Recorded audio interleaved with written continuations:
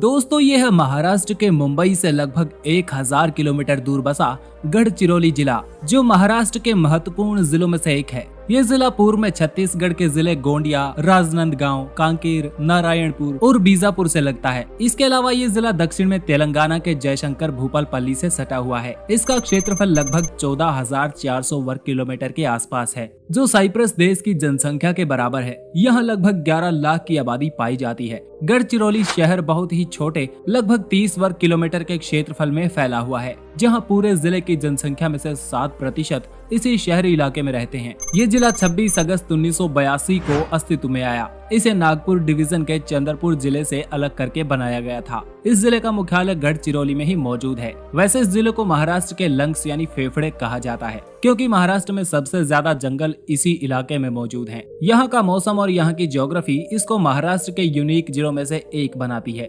गढ़चिरौली से वैनगंगा नामक नदी बहती है, जो इसे फ्लड प्रोन इलाका बनाता है। इस इलाके में सागौन और बैम्बू की खेती बड़ी मात्रा में की जाती है। सागौन का इस्तेमाल शिप बनाने और घरों में इस्तेमाल होने वाले फर्नीचर में बहुत ज्यादा होता है। इसके अलावा बैम्बू का इस्तेमाल खाने से लेकर फर्नीचर, कंस्ट्रक्शन, ईंधन और घरेलू चीजों में होता है। इतिहास की बात करें तो ये जिला राष्ट्रकूट, चालुक्य, यादव और देवगिरी साम्राज्य के द्वारा रूल किया गया है। 13वीं शताब्दी में खंडक्या बल्ला शाह ने चंद्रपुर को अपनी राजधानी के तौर पर बसाया था, जिसमें से आगे चलकर गढ़चिरौली जिला अस्तित्व में आता है। 1905 में गढ़चिरौली एक तहसील के रूप में स्थापित हुआ था, जो लगभग 77 ईयर्स के बाद जिले के रूप में जाना जाता है। इस जिले को महाराष्ट्र के नक्सल प्रभावित इलाकों में गिना जाता है। इन लोगों को यहाँ होने वाले घने जंगलों से काफी फायदा पहुँचता है, जो इसे नक्सलियों वाला रेड कॉरिडोर इलाका बनाता है। जैसा कि हमने पहले भी बताया, ये इलाका छत्तीसगढ़ जैसे कम विकसित राज्य से लगता है। इसके अलावा नक्सली आंदोलनों से भी यहाँ की इकोनॉमी प्रभावित होती है।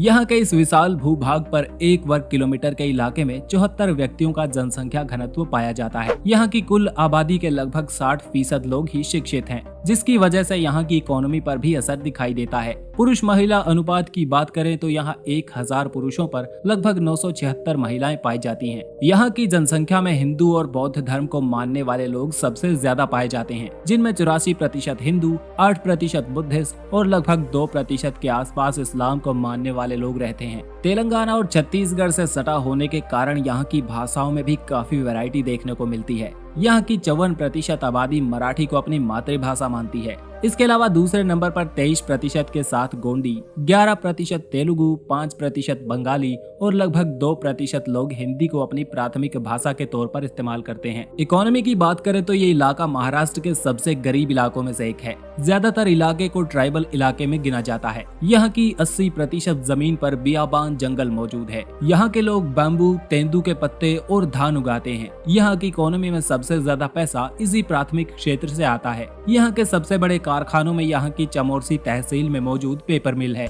इसके अलावा छोटी मोटी चावल प्रोसेसिंग जैसी यूनिट्स भी देखने को मिल जाती हैं। यहाँ के नक्सल प्रभावित इलाके की वजह से यहाँ की इकोनॉमिक एक्टिविटीज में बहुत धीमी गति देखी जा सकती है, लेकिन बैकवर्ड रीजन ग्रांट फंड द्वारा मिली राशि से इलाके में डेवलपमेंट करने के प्रयास किए जा रहे हैं। इस इलाके में आपको ज्यादा ट्रांसपोर्ट की सेवाएं देखने को नहीं मिलती। यहाँ पर रेलवेज की एक 18 किलोमीटर लंबी लाइन टच करती है। इसके 300 किलोमीटर के दायरे में कोई भी एयरपोर्ट मौजूद नहीं है। यहाँ के रोड इंफ्रास्ट्रक्चर की बात करें तो इस जिले से नेशनल हाईवे 63, 353C, 353D और नेशनल हाईवे 542 और 930 गुजरते हैं।